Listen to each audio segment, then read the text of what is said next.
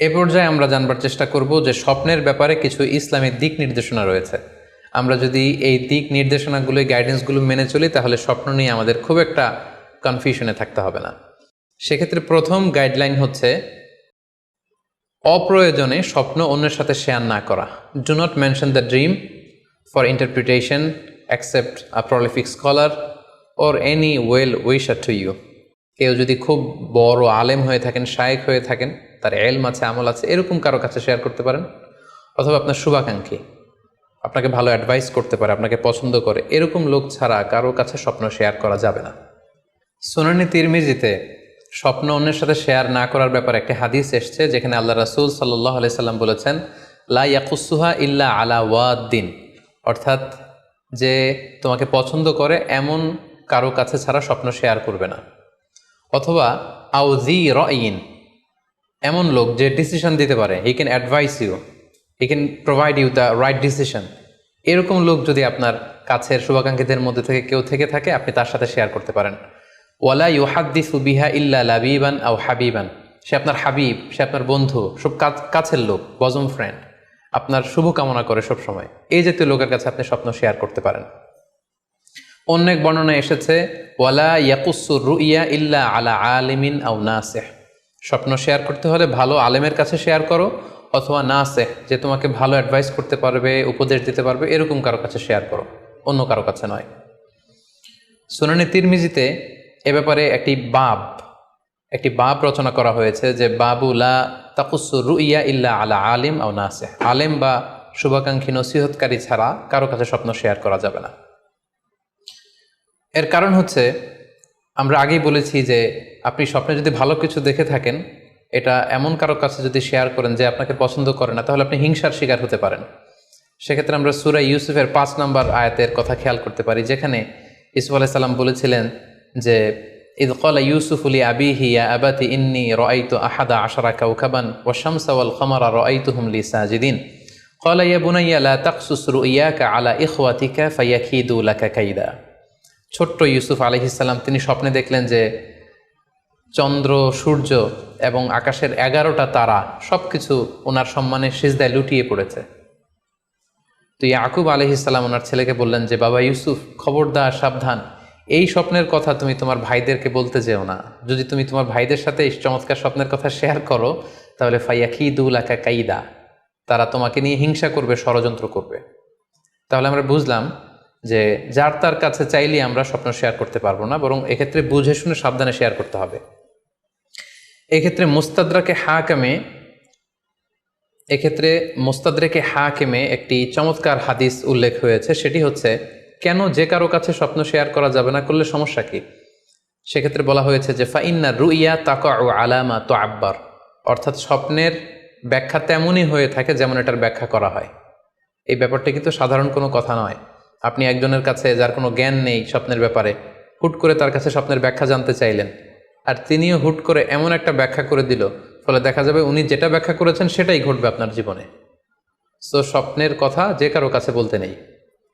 ফাইন্না রুইয়া তাকাউ আলামা তুআব্বার, কেননা স্বপ্নের ব্যাখ্যা তেমন হয়ে থাকে যেমন এটার ব্যাখ্যা করা হয়। সো ব্যাখ্যা যদি কেউ করতে চান, আপনি ভালো ব্যাখ্যা করবেন, জেনে শুনে বুঝে তার শুভাকাঙ্ক্ষী হয়ে সুন্দর ব্যাখ্যা করবেন, কেননা খারাপ কোনো ব্যাখ্যা করে দিলে সেই ব্যাখ্যাই হয়ে যেতে পারে। স্বপ্নের কথা কেন যে কোনো মানুষের কাছে শেয়ার করতে নেই, তার কারণ হিসেবে আমরা সুনানে দারমির একটি হাদিসকে এখানে উল্লেখ করতে পারি, যে হাদিসটিকে ইবনু হাজার আল আসকালানি উনি ওনার ফাথুল বারিতে হাসান বলে উল্লেখ করেছেন। আল্লাহ রাসূল সাল্লাল্লাহু আলাইহি ওয়াসাল্লামের কাছে মদিনাতে প্রায় একজন নারী এসে স্বপ্নের ব্যাখ্যা জানতে চাইতেন। সে নারী বলতেন যে, ইয়া রাসূলুল্লাহ, আমি প্রায়ই স্বপ্নে দেখি যে আমার ঘরের একটি পিলার ভেঙে গিয়েছে এবং আমি অন্ধ সন্তান প্রসব করেছি। এই নারীর স্বামী ছিল ব্যবসায়ী এবং সারা বছর ব্যবসার কারণে বিভিন্ন জায়গায় তিনি ঘুরে বেড়াতেন, এবং যখন ফিরে আসতেন, যাওয়ার সময় তিনি স্ত্রীকে প্রেগনেন্ট অবস্থায় রেখে যেতেন, অর্থাৎ গর্ভবতী, আর এই বাচ্চাকে পেটে নিয়ে এই নারী সবসময় এই স্বপ্ন দেখতে থাকতেন। তো রাসূল সাল্লাল্লাহু আলাইহি ওয়াসাল্লাম স্বপ্নের ব্যাখ্যায় বললেন, তুমি চিন্তা করো না, তোমার স্বামী সহি সালামতে ফিরে আসবে এবং তুমি সুন্দর সন্তান প্রসব করবে, ভালো সন্তান। এভাবেই চলছিল, যতবার তার স্বামী ফিরে আসে, সুস্থভাবে ফিরে আসে এবং সে সুন্দর সন্তান জন্ম দিচ্ছিল। হঠাৎ একবার সে নারী আল্লাহ রাসূল সাল্লাল্লাহু আলাইহি ওয়াসাল্লামের বাসায় এসে দেখলেন যে আল্লাহ রাসূল সাল্লাল্লাহু আলাইহি ওয়াসাল্লাম ঘরে নেই। আম্মাজান আয়েশাকে তিনি বললেন যে, আমি সবসময় এরকম স্বপ্ন দেখি। তখন আম্মাজান আয়েশা বললেন, তাহলে এই স্বপ্নের ব্যাখ্যা জানার জন্যই তুমি রাসূল সাল্লাল্লাহু আলাইহি ওয়াসাল্লামের কাছে আসো, তুমি কি স্বপ্ন দেখো?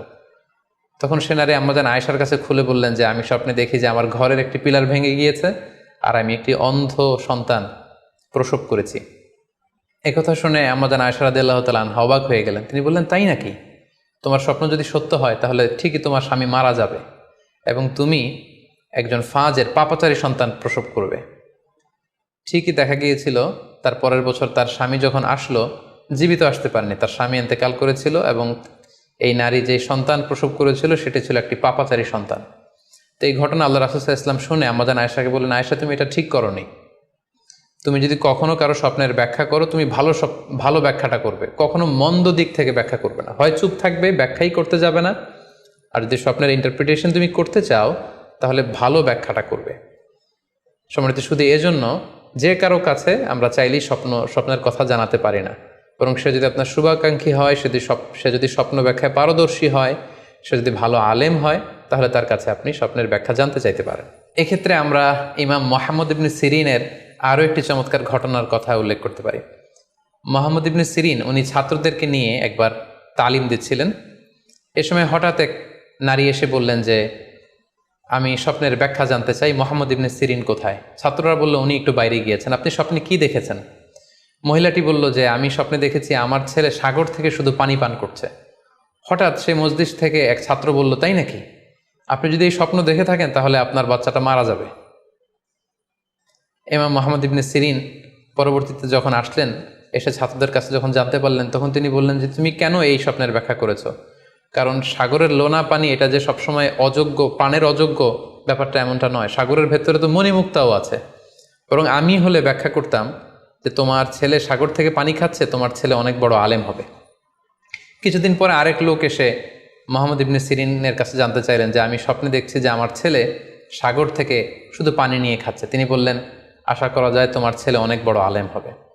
ঠিকই দেখা গেল কিছুদিন পরে যেই মহিলাটি স্বপ্নের ব্যাখ্যা জানতে এসেছিলেন তার ছেলেটি মারা গিয়েছে, আর যেই লোক মুহাম্মদ ইবনে সিরিনের কাছে স্বপ্নের সুন্দর ব্যাখ্যা নিয়ে গেলেন তার ছেলে ওই সময়ের অনেক বড় আলেম হয়েছিল। এজন্য সম্মানিত শুধু যে কারো কাছে স্বপ্নের ব্যাখ্যা জানতে চাইতে নেই, আর স্বপ্নের ব্যাখ্যা যদি করতে হয় ভালো ব্যাখ্যা করতে হবে, তা না হলে চুপ থাকতে হবে। স্বপ্নের ক্ষেত্রে ইসলামের যে দিক নির্দেশনা, সেক্ষেত্রে আরও একটি দিক নির্দেশনা হচ্ছে স্বপ্ন কখনো শরীয়তের দলিল হতে পারে না। কেবলমাত্র নবীদের স্বপ্নই হচ্ছে ওহী, কিন্তু আমরা যারা সাধারণ মুসলমান আমাদের স্বপ্ন কখনো শরীয়তের দলিল হতে পারে না। এটা আপনার জন্য কোনো একটা বিশেষ ধরনের অনুধাবন হতে পারে, আপনার বিশেষ ফিলিংস হতে পারে, আপনার একার জন্য কোনো ধরনের গাইডেন্স হতে পারে আল্লাহর পক্ষ থেকে, কিন্তু এটাকে শরীয়তের দলিল বলে চালিয়ে দেয়া যাবে না। আমরা প্রায় শুনি অমুক পীর সাহেব একটা স্বপ্ন দেখেছেন এবং তার মুরিদেরা এই স্বপ্নের আলোকে বিভিন্ন কাজ করতে শুরু করেছেন, এটাকে শরীয়তের অংশ মনে করে। খুব রিসেন্টলি করোনা ভাইরাস আউটব্রেকের টাইমে মামুন মারুফ নামে এক ছেলের স্বপ্নের কথা আমরা শুনেছিলাম যে ইটালিতে সে স্বপ্ন দেখেছে করোনা ভাইরাসের সাথে কথা বলেছে। আসলে এই জাতীয় স্বপ্ন কখনো শরীয়তের কোনো সোর্স বা এভিডেন্স হতে পারে না। খুব রিসেন্টলি বুয়েট থেকে পাশ করা মুশতাক মোহাম্মদ আরমান নামে একজন লোকের কথা আমরা শুনেছি যে তিনি দাবি করেছেন তিনি ইমাম মাহাদি, এবং তিনি দাবি করেছেন যে স্বপ্নে তাকে আল্লাহ তাআলা ইমাম মাহাদি বলে পরিচয় করিয়ে দিয়েছে, ফলে লোকজন এসে তার হাতে বায়াত হচ্ছে। অথবা অনেকে দাবি করে থাকেন যে স্বপ্নে তিনি ফকিরি পেয়েছেন, স্বপ্নে এটা হয়েছে সেটা হয়েছে। এরকম কোনো ধরনের স্বপ্নই কিন্তু শরীয়তের অংশ, শরীয়তের দলিল বা এভিডেন্স হতে পারে না। এ পর্যায়ে আমরা জানবার চেষ্টা করব যে স্বপ্নে রাসূলুল্লাহ সাল্লাল্লাহু আলাইহি ওয়াসাল্লামকে দেখা প্রসঙ্গে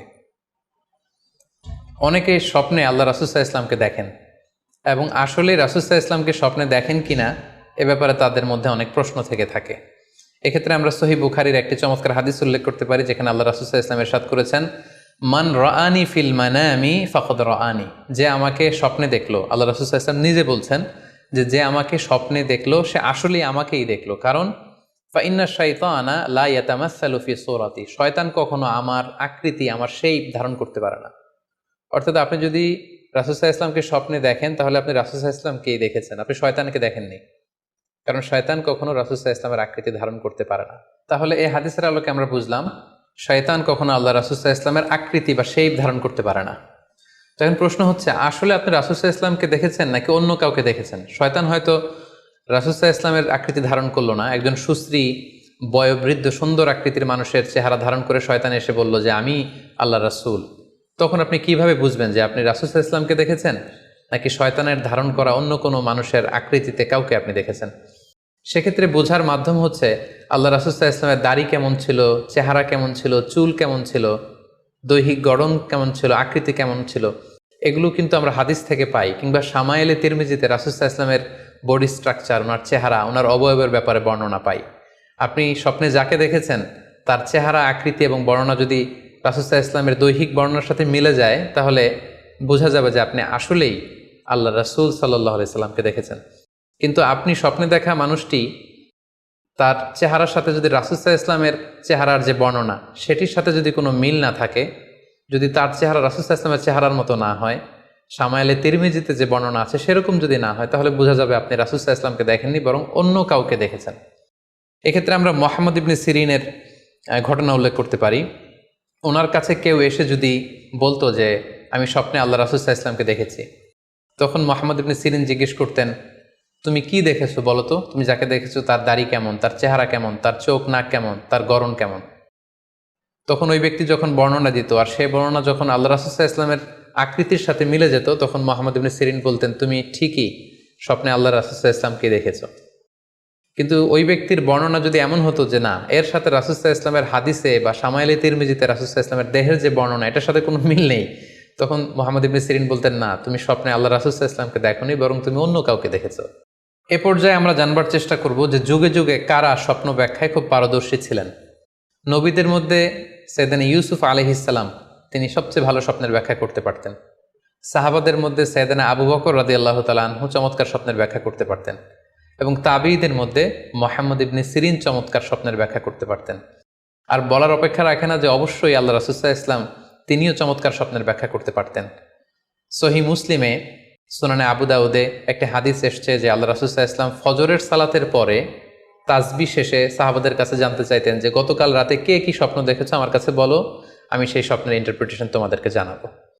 কানা নবী সাল্লাল্লাহু আলাইহি ওয়াসাল্লাম ইযা সাল্লা সুবহা আকবালা আলাইহিম বিওয়াজহিহি ফাকালা হাল রাআ আহাদুম মিনকুম আল বারিহাতা রুইয়া।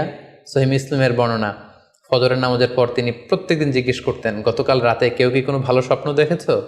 কেউ কি কোনো স্বপ্ন দেখেছো? আমার কাছে উল্লেখ করো, আমি এটার ব্যাখ্যা করে দেব। সম্মানিত শুধু আমরা বলছিলাম যে ইউসুফ আলাইহিস সালাম খুব ভালো স্বপ্নের ব্যাখ্যা করতে পারতেন, এবং সূরা ইউসুফের 111 নম্বর আয়াতে ব্যাপারে আল্লাহ উল্লেখ করেছেন সাইয়েদনা ইউসুফ আলাইহিস সালামের কথা, যে তিনি বলেছেন, রব্বি কদ আতাইতানি মিনাল মুলকি ওয়া আল্লামতানি মিন তা'ওয়িলিল আহাদিস। মানে হে আমার রব, আপনি আমাকে রুলিং পাওয়ার দিয়েছেন, এবং আপনি আমাকে you taught me how to interpret the dreams, কিভাবে স্বপ্নের ব্যাখ্যা করতে হয় এটা আপনি আমাকে শিক্ষাদান করেছেন।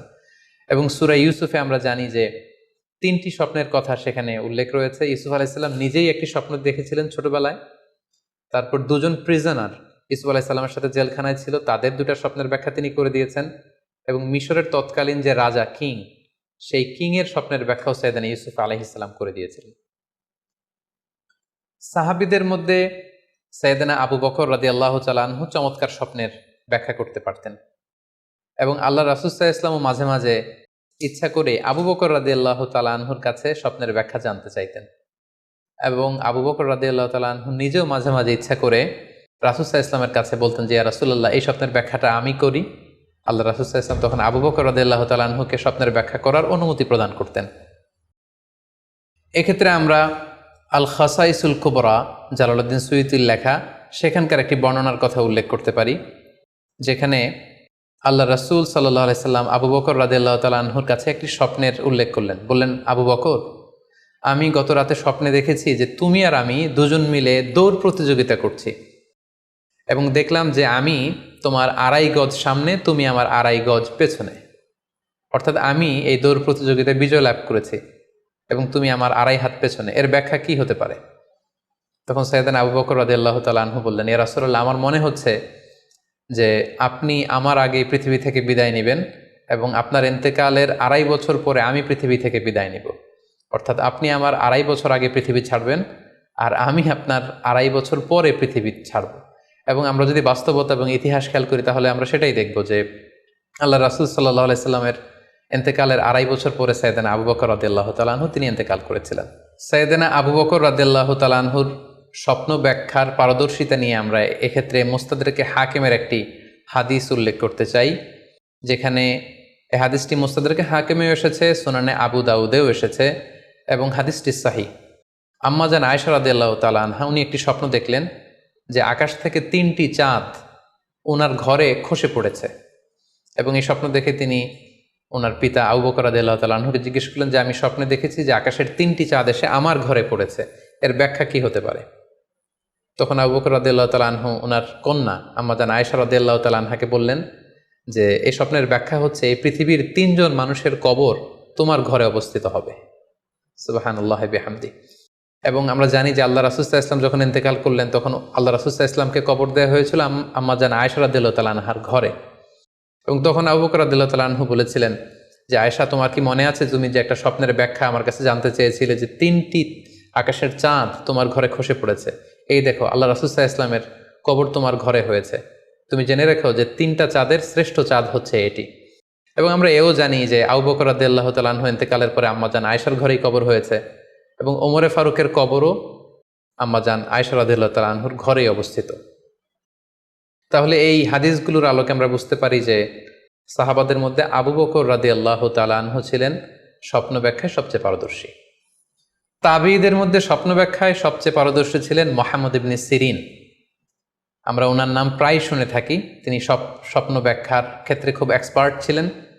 তিনি ওসমান রাদিয়াল্লাহু তাআলা আনহু যখন ইসলামের খলিফা, তখন বসরা নগরীতে মুহাম্মদ ইবনে সিরিন জন্মগ্রহণ করেন, এবং অনেক সাহাবা থেকে তিনি অনেক হাদিস বর্ণনা করেছেন।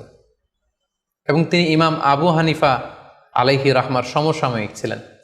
ইমাম আবু হানিফা একবার স্বপ্নে দেখলেন যে তিনি আল্লাহ রাসূল সাল্লাল্লাহু আলাইহি ওয়াসাল্লামের কবর খুঁড়ছেন, অথবা কবরের লাশ বের করছেন কিংবা কাফন বের করছেন। এই স্বপ্ন দেখে ইমামুল আযম আবু হানিফা রাহিমাহুল্লাহ উনি বিচলিত হয়ে গেলেন যে এই আমি কি স্বপ্ন দেখলাম, যে আমি রাসূল সাল্লাল্লাহু আলাইহি ওয়াসাল্লামের কবর খুঁড়ছি, সেখান থেকে কাফন বের করছি। কেউই এই স্বপ্নের ব্যাখ্যা করতে পারলেন না। তখন ইমাম মুহাম্মদ ইবনে সিরিনের কাছে যখন জানতে চাওয়া হলো, তখন মুহাম্মদ ইবনে সিরিন বললেন যে হাযা রাজুলুন ইউহয়ি সুন্নাত রাসূলিল্লাহ, অর্থাৎ যে ব্যক্তি এই স্বপ্ন দেখেছে তার মাধ্যমে আল্লাহ রাসূল সাল্লাল্লাহু আলাইহি ওয়াসাল্লামের হাদিসের বা সুন্নাহর পুনর্জীবন হবে। তিনি রাসূল সাল্লাল্লাহু আলাইহি ওয়াসাল্লামের সুন্নাহগুলোকে পুনরুজ্জীবন দান করবেন, পুনরুজ্জীবিত করবেন।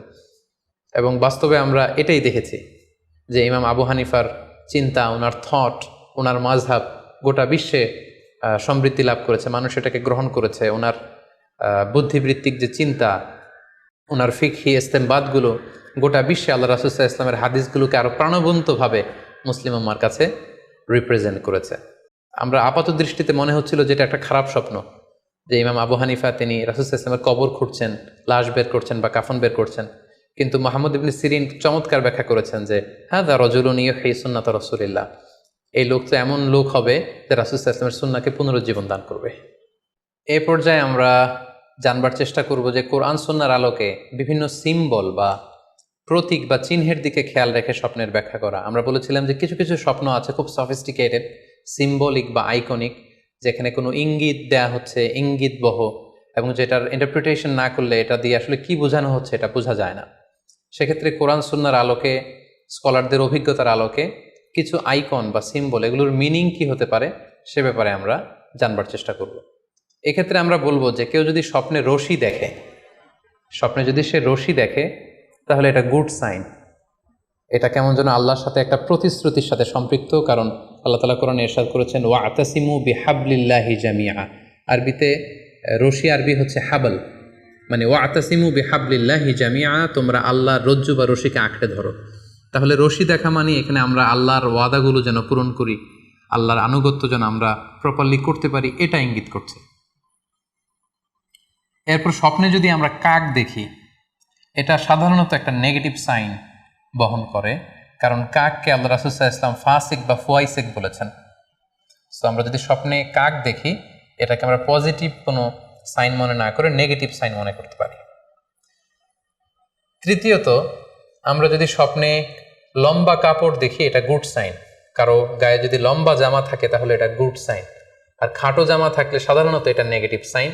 এক্ষেত্রে আমরা সহিহ বুখারীর একটি হাদিসকে উল্লেখ করতে পারি।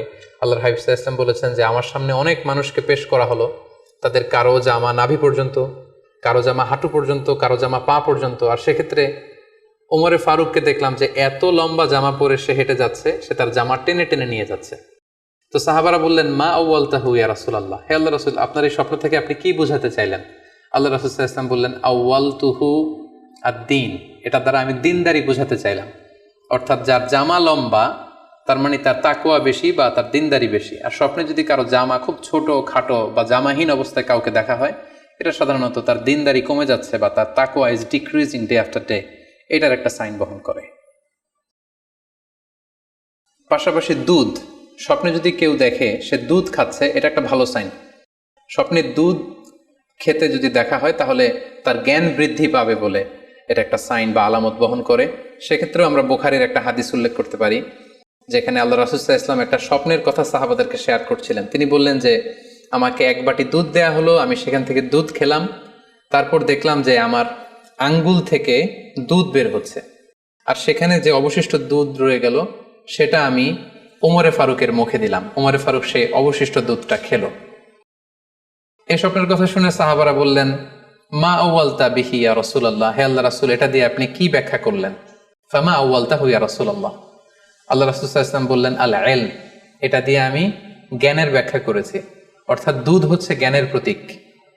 দুনিয়াতেও তো আমরা দেখি যে দুধ হচ্ছে সুষম একটা খাবার, খাদ্যের পুষ্টিগুণের 6টি গুণাগুণ দুধের মধ্যে পাওয়া যায়।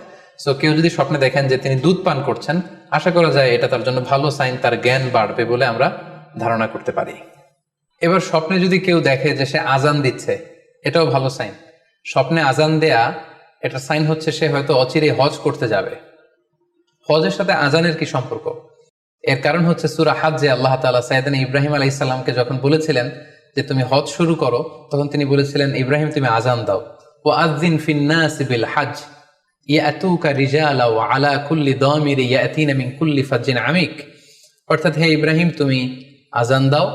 ইব্রাহিম আলাইহিস সালাম বললেন, কোথায় আজান দিব? চারদিকে তো মরুভূমি। আল্লাহ তাআলা বললেন, ইব্রাহিম তুমি আজান দাও, এই আজানের আওয়াজ বা শব্দ পৃথিবীর সবার কানে আমি পৌঁছে দেব।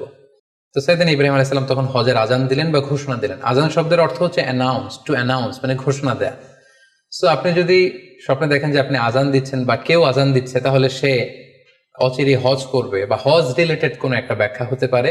এভাবে আজানকে হজের সাথে সম্পৃক্ত করা হয়েছে এবং এটা ভালো একটি স্বপ্ন। এবার স্বপ্নে যদি কেউ গর্ত দেখে যে সে গর্ত খুঁড়ছে বা তার জন্য কেউ গর্ত করছে, এটা ষড়যন্ত্রের সাথে সম্পৃক্ত। কেননা আরবি প্রবাদে আছে যে মান হাফারা হুফরাতান ওয়াকা ফিহা, কেউ যদি কারোর জন্য গর্ত করে তাহলে সেই গর্তে সে নিজে আগে পড়বে। তাহলে গর্ত করা মানে অনেকটা কারো বিরুদ্ধে শত্রুতা করা বা ষড়যন্ত্র করার একটা চিহ্ন বহন করে। এবার স্বপ্নে যদি কেউ নৌকা দেখে বা শিপ দেখে, জাহাজ দেখে যে সে জাহাজে আরোহণ করছে বা নৌকায় আরোহণ করছে, এটা তার জন্য একটা ভালো সাইন। সে কোনো বিপদ থেকে মুক্তি পাবে বলে ধারণা করা যেতে পারে। কারণ সূরা আনকাবুতের 15 নম্বর আয়াতে আল্লাহ বলছেন, ফাআনজাইনাহু ওয়া আসহাবাস সাফিনাতি ওয়া জাআলনাহা আয়াতাল লিল আলামিন। অর্থাৎ আমি নূহ আলাইহিস সালাম এবং তার সাথের ঈমানদার সবাইকে আমি এই নৌকায় উঠিয়েছি এবং মহাপ্লাবন থেকে তাদেরকে আমি বাঁচিয়েছি। আর এই মহাপ্লাবনকে আমি গোটা বিশ্বের জন্য একটা নিদর্শন করে রেখেছি। সো নৌকায় ওঠা বা জাহাজে ওঠা, কোনো শিপে বা লঞ্চে ওঠা, এটা আপনি বিপদ থেকে মুক্তি পাবেন, and you are in the safe zone, এই ধরনের একটা ইঙ্গিত বহন করে। ইমাম মুহাম্মদ ইবনে সিরিনের কাছে এক লোক এসে বলল যে, ইমাম, রাআইতু কাআন্নী আহরুসু আরদান লা তুমবিত, হে ইমাম, আমি স্বপ্নে দেখেছি যে আমি একটি শস্য ক্ষেত্র চাষ করছি কিন্তু কোনো ফসল হচ্ছে না, এটার মানে কি? তিনি ব্যাখ্যা করে দিলেন, আনতা তা'জিলু আন ইমরাআতিক, অচিরেই হয়তো তোমার স্ত্রীর সাথে তোমার সেপারেশন হয়ে যেতে পারে। কারণ কোরআনে স্ত্রীকে শস্য ক্ষেত্রের সাথে তুলনা করা হয়েছে মেটাফরিক্যালি। সূরা বাকারার 223 নম্বর আয়াতে আল্লাহ বলছেন, নিসাউকুম হারসুল লাকুম ফাআতু হারসাকুম আন্না শি'তুম। অর্থাৎ তোমাদের স্ত্রীরা হচ্ছে তোমাদের শস্য ক্ষেতের মতো, তোমরা যেভাবে খুশি এই শস্য ক্ষেত্রটাকে সুন্দরভাবে চাষাবাদ করতে পারো। তাহলে শস্য ক্ষেতের সাথে বা ক্রপ ল্যান্ডসের সাথে আপনার স্ত্রীর সাথে সম্পর্ক হওয়া বা সেপারেশন হওয়া, এইভাবে ইঙ্গিত নেওয়া যেতে পারে। সবশেষে একটি ঘটনা উল্লেখ করার মধ্য দিয়ে আমরা এই সিম্বলিক বা আইকনিক ব্যাপারটা শেষ করতে চাই। সেটি হচ্ছে, ব্যক্তির ভিন্নতার কারণে কিন্তু স্বপ্নের ব্যাখ্যাও ভিন্নতা হতে পারে। ব্যক্তি ভিন্নতার কারণে স্বপ্নের ব্যাখ্যাও ভিন্ন হবে। একই স্বপ্ন দুইজন লোক দেখলো, দুইজনের স্বপ্নের ব্যাখ্যা কিন্তু দুরকম হতে পারে। সেক্ষেত্রে আমরা মুহাম্মদ ইবনে সিরিনের একটা ঘটনা উল্লেখ করতে পারি। মোহাম্মদ ইবনে সিরিনের কাছে এক লোক এসে বলল যে আমি স্বপ্নে দেখেছি আমি আজান দিচ্ছি, এটার ব্যাখ্যা কি? উনি বললেন তুমি হজ করতে যাবে। তার কিছুদিন পরে আরেক লোক এসে একই স্বপ্ন দেখলো, তিনি বললেন যে আমি স্বপ্নে দেখেছি যে আমি আজান দিচ্ছি। তো তিনি বললেন চুরিতে তোমার হাত কাটা যাবে। তো ওনার ছাত্ররা দুইজন লোকের কাছে দুই ধরনের উত্তর দেওয়ার কারণে অবাক হয়ে জিজ্ঞেস করলেন যে হে ইমাম, একই স্বপ্ন দুইজন দেখলো কিন্তু আপনি এক একজনকে এক এক উত্তর কেন দিলেন? তো তিনি বললেন যে এই দুজনকে আমি চিনি এবং তাদের ব্যক্তিগত জীবন সম্পর্কে আমি জানি, তো তাদের জীবন আচরণ তাদের ব্যক্তিত্বের কারণে আমি দুই ধরনের ব্যাখ্যা করেছি। প্রথম জনের ব্যাখ্যা করেছি আমি সূরা হজের আলোকে, কারণ সূরা হজে আল্লাহ ইব্রাহিম আলাইহিস সালামকে বলেছেন ওয়া আযযিন ফিন্নাস বিল হজ, তুমি মানুষের মাঝে হজের জন্য আজান দাও, ঘোষণা দাও। সো সেই লোকটি আজান দিয়েছে, তার মানে আশা করা যায় সে হজে যাবে। আর দ্বিতীয় লোকটির স্বপ্নের ব্যাখ্যা আমি করেছি সূরা ইউসুফের আলোকে। সূরা ইউসুফে একটি আয়াত আছে সুম্মা আযযানা মুআযযিনুন আইয়াতুহাল আইর ইন্নাকুম লাসারিকুন, অর্থাৎ মিশরের কিং এর একটি পানপাত্র চুরি হয়ে গিয়েছিল।